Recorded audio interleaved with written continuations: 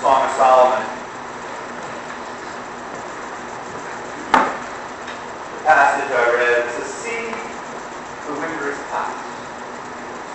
The rains are over.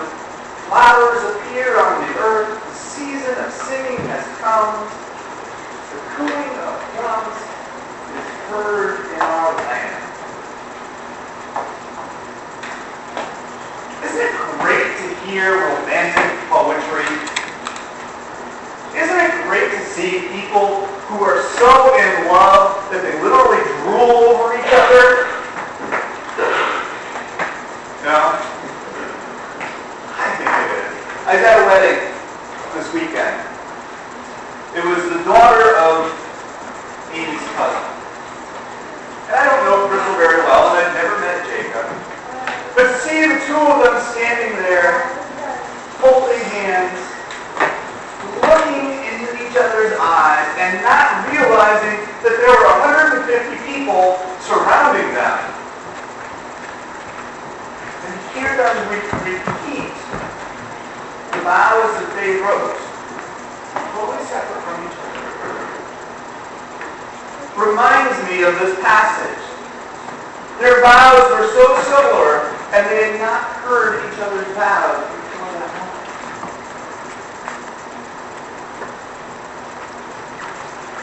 The love that the two of them just exuded from every pore of their being. It's kind of cool to watch. But one reason I like to go to weddings, the hope and love that you see when you go to that. But this weekend is also a weekend where we recognize and we celebrate the working person. Okay, wedding to work. Where is he going? Follow me. I hope it connects all together. I have to wonder how many of us truly love our job. Not just, yeah, I don't mind going to work. It's a good job. But you actually get excited about going to work. You get up in the morning and it's almost like a romance, like a love affair that you just can't wait to get in and do what you do. I'm looking at a bunch of you going, he's lost it.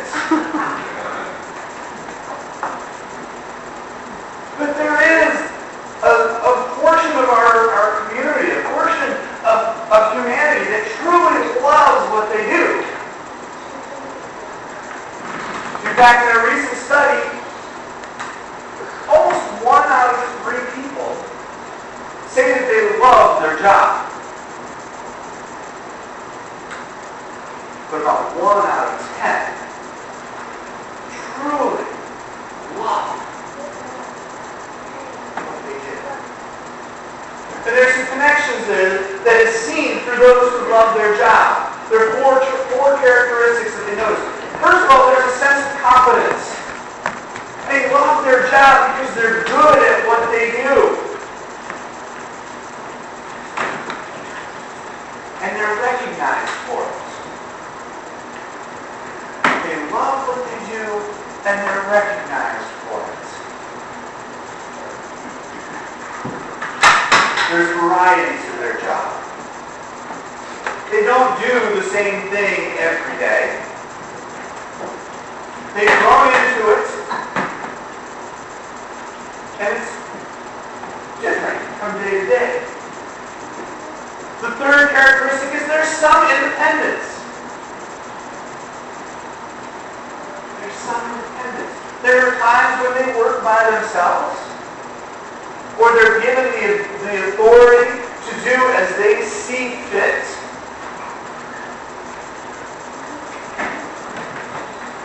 But yet there's also that group aspect to it. It's not solely independent.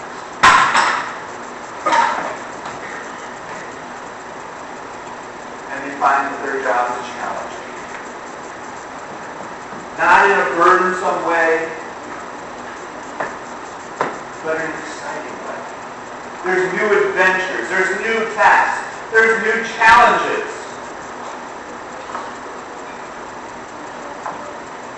And as I'm listening to reading through these characteristics of the four gods, notice money is not involved. Out of those characteristics, money is not involved. Power, esteem, prestige. Esteem is one. Prestige isn't.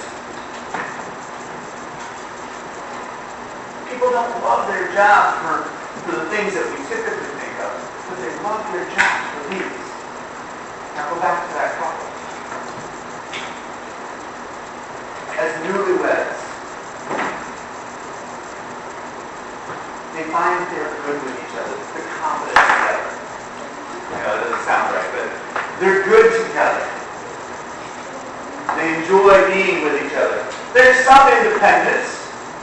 Being newlyweds, I am me, you are you. Together we make us. There's challenges. New and exciting adventures each and every day.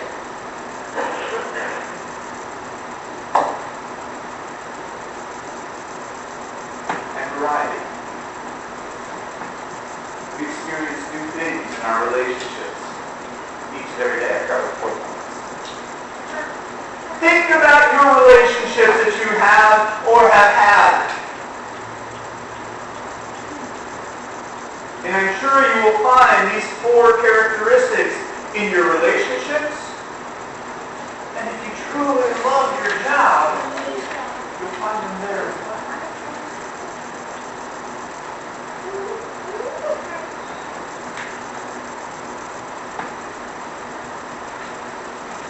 But yet we're called to be children of God. We are called to work and live for God. Do we truly love God? Yes, I love God. Otherwise, I wouldn't be here in church. Okay, let me rephrase that. Are you in love with God?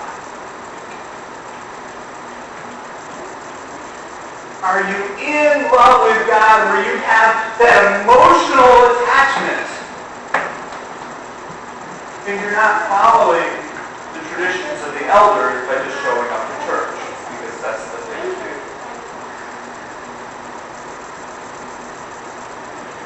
And let's take it even one step further to the Song of Solomon. Are you madly and passionately solely devoted to God? When you read this passage from Song of Solomon, can you put God in there as your lover? You are that attached to God.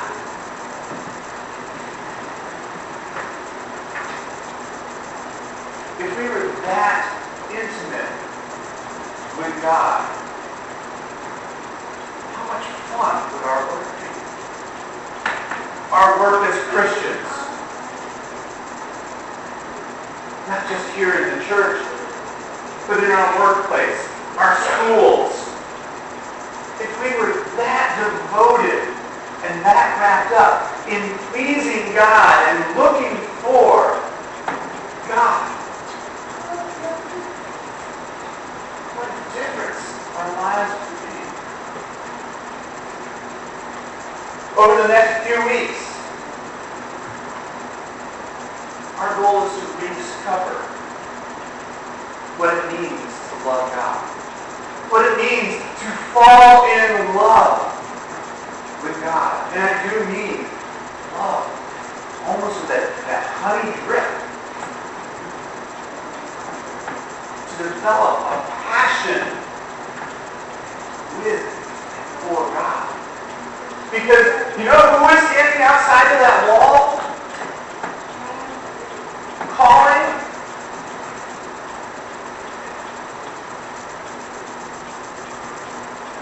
Who's standing on the other side of that wall saying, "Arise, my darling, my beautiful one. Come with me." It is our Lord out there calling you. You are that beautiful one that He is calling to. Some of you, like me, may look in the mirror and go, really? Beautiful one? Yes. Beautiful one. Come with me. I read this and I want to leap out that window. I want to go running closer to God. So much of the Old Testament is like, you shall do this. And then He comes out with this. He says, I love you so much.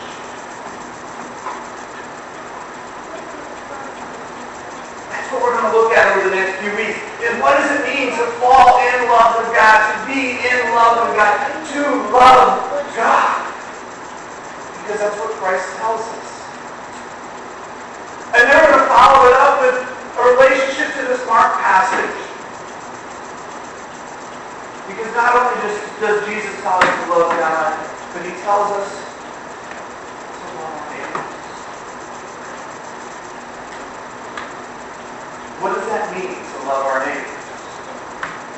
Do we follow in the tradition of the elders and expect our neighbors to fit into the mold that we've known our whole life? Or does it mean that we share the love of Christ with them any way that we can find, so that they may witness God's love? That they too may come to realize that God is standing there calling them. Not in a punitive way that is so often thought of by those who don't know God. You can only hear the stories of Noah's Ark wiping out humanity, Sodom and Gomorrah, of the punishments instilled upon the people of Israel, the plagues given to the Egyptians.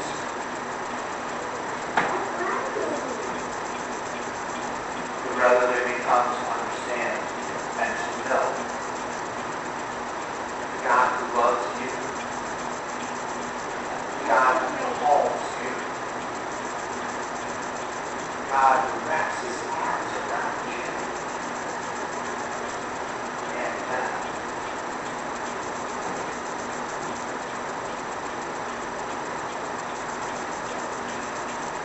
There are times when we walk away wondering where God is in our lives.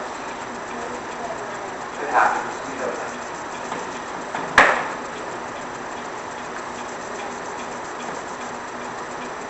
There are times when we get angry with God.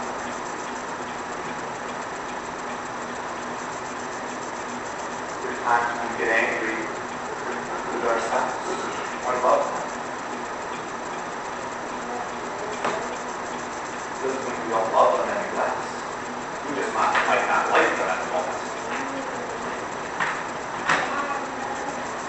But we're still fully in love with them as we are with them. And so as we celebrate Labor Day, a little tough for some of us to realize when we look at an economy that has roughly 1 out of 7 people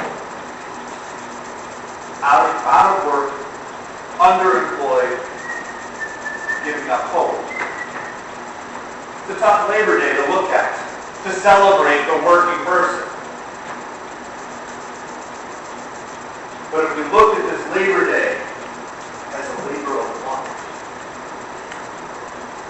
we are called to share. For those who are giving up the hope, or who have lost that hope, maybe we can share and lighten their path just a little bit more. As we share this labor rhapsody that has been given to us by God. That is our challenge. That is our goal. That is what we not like. What does it mean to provide a labor of love to God?